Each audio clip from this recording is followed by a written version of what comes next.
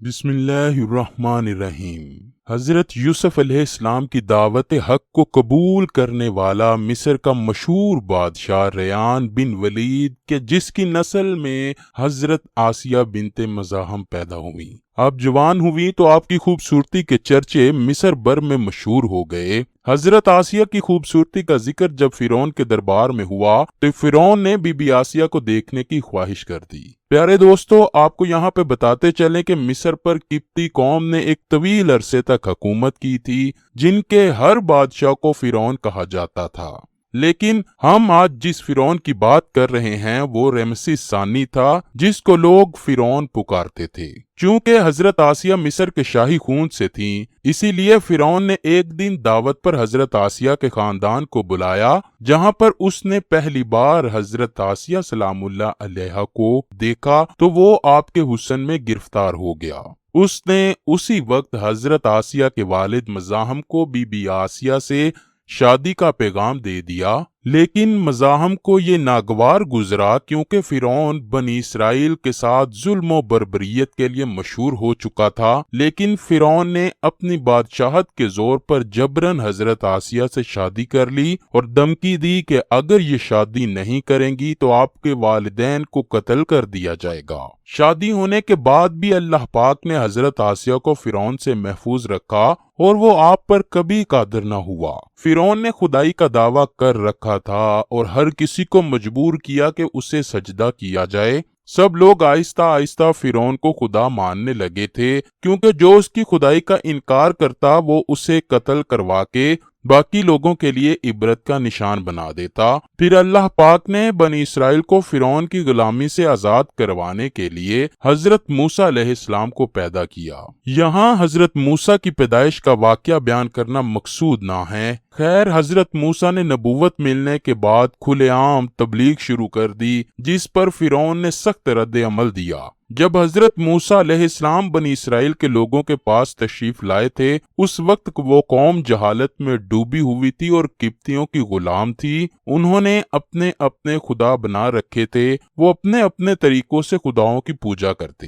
حضرت موسیٰ علیہ السلام نے اس قوم کو طرح طرح کے معجزوں کے ذریعے یقین دلانے کی کوشش کی کہ فرعون خدا نہیں ہے، بلکہ اس کو بھی اسی اللہ نے پیدا کیا جس نے مجھے نبی بنا کر بھیجا ہے۔ فرعون اور اس کی قوم نے حضرت موسیٰ علیہ السلام کی ایک نہ مانی، وہ حضرت موسیٰ کو برا بلا کہتے رہتے۔ اس کے باوجود بھی حضرت موسیٰ نے بنی اسرائیل کے لوگوں کو حق کی دعوت دینے سے ہمت نہ ہاری، مسلسل ان لوگوں کو راہ حق کی دعوت دیتے رہے۔ جب فرعون نے دیکھا کہ حضرت موسیٰ علیہ السلام راہ حق سے باز نہیں آ رہے تو اس نے حضرت موسیٰ کو نیچا دکھانے کے لیے طرح طرح کی ترکیبیں لڑانا شروع کر دیں۔ مصر میں ایک بہت بڑا میلہ لگتا تھا۔ فرعون نے سوچا کہ وہاں پر اپنے جادوگروں کو موسیٰ کے مقابلے کے لیے اتارتا ہوں۔ چنانچہ میلے والے دن دنیا بھر سے بڑے بڑے جادوگروں کو دعوت دی گئی۔ میلہ ایک بڑے میدان میں لگتا تھا۔ میلہ سجا تو ایک بہت بڑا مجمع اکٹھا ہو گیا۔ فرعون بھی اپنی فرعونیت کا دعویٰ کرتا رہا، اپنی بادشاہت کے تخت پر بیٹھ گیا۔ سبھی جادوگروں نے اپنی اپنی لاٹھیاں نکالی اور زمین پر پھینک دی۔ جب وہ لاٹھیاں زمین پر گریں تو وہ سانپ کی شکل اختیار کر گئیں اور اس طرح زمین پر سانپ ہی سانپ نظر آنے لگے۔ سارے مجمع میں خوف کی لہر دوڑ گئی، ہر کسی کو اپنی جان کے لالے پڑ گئے۔ وہ سارے لوگ خوف کی وجہ سے ادھر ادھر بھاگنے لگے۔ وہ سارے جادوگر اپنے نشے میں لگ گئے کہ ہم حضرت موسیٰ علیہ السلام کو آج ضرور ہرا دیں گے۔ حضرت موسیٰ علیہ السلام کو اللہ نے حکم دیا کہ اپنا عصا زمین پر پھینک دو۔ چنانچہ حضرت موسیٰ نے اللہ کے حکم کی تعمیل کی اور حضرت موسیٰ علیہ السلام کا عصا مبارک ایک بہت بڑا اژدہا بن گیا۔ وہ اژدہا جادوگروں کے سارے سانپوں کو کھا گیا۔ جب اژدہا جادوگروں کے سارے سانپوں کو کھا گیا تو سارے جادوگر حیران و پریشان ہو گئے۔ وہ سمجھ گئے کہ یہ جادو نہیں بلکہ واقعی اللہ کا معجزہ ہے۔ وہ سب کے سب حضرت موسیٰ پر ایمان لے آئے۔ فرعون غصے سے پاگل ہو گیا۔ جب اس معجزے کے بارے فرعون کی بیوی حضرت آسیہ سلام اللہ علیہا کو خبر ملی تو وہ بہت متاثر ہوئی۔ حضرت آسیہ اس معجزے کے بعد حضرت موسیٰ علیہ السلام پر ایمان لے آئیں، لیکن اعلان نہ کیا اور اپنے شوہر فرعون سے اس بات کو چھپا کے رکھا۔ حضرت آسیہ سلام اللہ علیہا یہ جانتی تھیں کہ اگر فرعون کو میرے مومن ہونے کا پتہ چل گیا تو وہ مجھ پر طرح طرح کے ظلم و ستم کرے گا، لیکن حضرت آسیہ نے کسی کی پرواہ کیے بغیر اپنا تن من دن اللہ کی رضا کے لیے وقف کر دیا۔ وقت گزرتا گیا اور آپ اپنے شوہر سے چھپ کر اللہ کی عبادت کرتی رہیں۔ حضرت آسیہ سلام اللہ علیہا کے دل میں اللہ کی محبت گہری ہوتی گئی۔ جب فرعون حضرت موسیٰ کے حامیوں پر ظلم کرتا تو یہ کام حضرت آسیہ سلام اللہ علیہا کو بالکل پسند نہ تھا۔ اسی وجہ سے فرعون کے لیے حضرت آسیہ کے دل میں نفرت دن دن بڑھتی گئی۔ پھر ایک دن ایسا واقعہ ہوا کہ جس نے حضرت آسیہ کی زندگی بدل ڈالی۔ ایک دفعہ فرعون کی لے پالک بیٹی اپنی خادمہ مشاطہ سے کنگھی کروا رہی تھی کہ اچانک خادمہ کے ہاتھ سے کنگھی گر گئی، جس پر خادمہ کے منہ سے بسم اللہ نکل گیا۔ فرعون کی بیٹی غصے سے پاگل ہو گئی، کہنے لگی تم کس اللہ کی بات کر رہی ہو جبکہ اللہ تم میرے والد ہیں۔ یہ بات فرعون کی بیٹی کو ناپسند گزری۔ فرعون کی بیٹی بھاگتی ہوئی اپنے والد کے پاس گئی اور کہنے لگی اے ابا، کنگھی کرنے والی خادمہ موسیٰ کے خدا کی عبادت کرتی ہے، وہ آپ کو خدا نہیں مانتی۔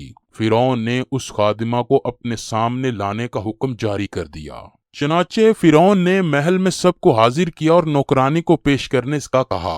فرعون نے اس خادمہ سے ایمان لانے کا سارا واقعہ دریافت کیا اور فرعون نے پوچھا تو کس کو اپنا خدا مانتی ہے؟ اس خادمہ نے جواب دیا میں اللہ تعالیٰ کو ایک مانتی ہوں، اس کے سوا کوئی عبادت کے لائق نہیں، وہی سب کو پالنے اور موت دینے والا ہے۔ فرعون کو اس نوکر کی بات پسند نہ آئی اور بہت غصہ آیا۔ اس نے خادمہ اور اس کے بچوں کو ابلتے ہوئے تیل میں پھینک دینے کا حکم دیا۔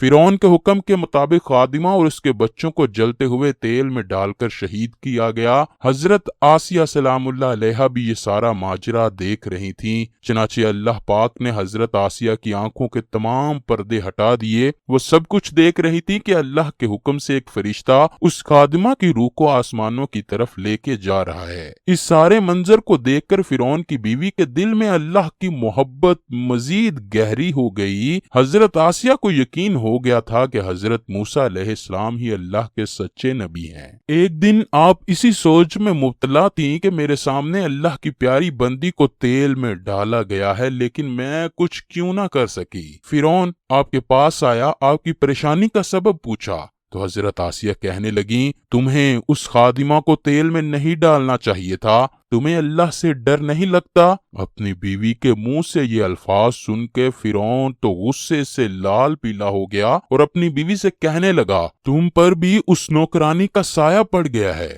حضرت آسیہ نے فرمایا مجھ پر کسی کا سایہ نہیں پڑا، اب میں مومن ہوں۔ میرا خدا وہ ہے جو سب کا خدا ہے، جو سب کو پالنے والا ہے، وہ سبھی کو موت اور زندگی عطا کرنے والا ہے۔ فرعون کو حضرت آسیہ کے بارے یقین ہو گیا کہ یہ بھی موسیٰ کے خدا پر ایمان لے آئی ہے۔ فرعون نے حضرت آسیہ سلام اللہ علیہا کو بڑا سمجھانے کی کوشش کی کہ میں خدا ہوں، مجھے پر ایمان رکھو، لیکن حضرت آسیہ نے اس کی ایک نہ بات مانتے ہوئے جواب دیا اللہ ایک ہے، وہ سب کو پیدا کرنے والا ہے، تو خدا نہیں، تو ایک ظالم ہے، کافر ہے۔ فرعون نے حضرت آسیہ سلام اللہ علیہا کے والدین سے کہا اپنی بیٹی کو سمجھائیے کہ وہ حضرت موسیٰ علیہ السلام کے خدا پر یقین نہ رکھے، اگر اس نے موسیٰ کے خدا کو ماننے سے انکار نہ کیا تو میں اس کو قتل کر ڈالوں گا۔ حضرت آسیہ کے والدین نے انہیں سمجھایا کہ حضرت موسیٰ کے خدا پر یقین نہ لاؤ ورنہ فرعون تجھے قتل کر ڈالے گا، لیکن حضرت آسیہ سلام اللہ علیہا نے کسی کی نہ پرواہ کی اور اپنے والدین کو بھی انکار کیا۔ حضرت آسیہ نے کہا حضرت موسیٰ ہی خدا کے سچے رسول ہیں، اللہ کے سوا کوئی عبادت کے لائق نہیں۔ اس کے بعد فرعون نے ہر طرح سے کوشش کی کہ وہ حضرت آسیہ کو خدا کی وحدانیت سے انکاری کرائے اور وہ مجھے ہی خدا مانے، لیکن آسیہ نے فرعون کی ہر کوشش کو ناکام بنا دیا تھا۔ روایات اس طرح بیان کی جاتی ہیں کہ فرعون نے حضرت آسیہ سلام اللہ علیہا کو تیز دھوپ میں تپتی ریت پر باندھ دیا اور بڑے بڑے پتھروں کو آپ کے اوپر رکھا تاکہ آپ اپنی جگہ سے حرکت نہ کر سکیں۔ یہ سب ظلم و ستم کو برداشت کرتے ہوئے بھی حضرت آسیہ نے ایک اللہ کے گن ہی گائے۔ فرعون جتنی زیادہ تکلیفیں حضرت آسیہ کو دیتا گیا، حضرت آسیہ سلام اللہ علیہا کا یقین اللہ کی وحدانیت پر اتنا ہی مضبوط ہوتا چلا گیا۔ فرعون نے اپنی بیوی کے جسم کے کچھ حصوں سے ان کی کھال بھی کھنچوائی، لیکن فرعون چونکہ حضرت آسیہ سے محبت کرتا تھا، وہ چاہتا تھا کہ کسی طرح سے میری بیوی میری بات مان لے تاکہ اس کی جان بچ جائے۔ لیکن حضرت آسیہ سلام اللہ علیہا نے فرعون سے فرمایا، اے ظالم کافر، تو میرے جسم کو طرح طرح کے ظلم دے سکتا ہے، اللہ مجھ پر مہربان ہے، وہ میرے دل کو کبھی بھی تیری طرف بدلنے نہیں دے گا۔ اگر تو میرے جسم کے ٹکڑے ٹکڑے بھی کر دے گا تو پھر بھی میں اللہ پر پکا یقین رکھتی ہوں۔ اس کے بعد حضرت آسیہ کے ظلم کے انبار ڈھائے جاتے رہے۔ حضرت موسیٰ علیہ السلام کو ان کے پاس سے گزر ہوا تو حضرت آسیہ نے پوچھا، اے اللہ کے پیغمبر، کیا اللہ مجھ سے راضی ہوا؟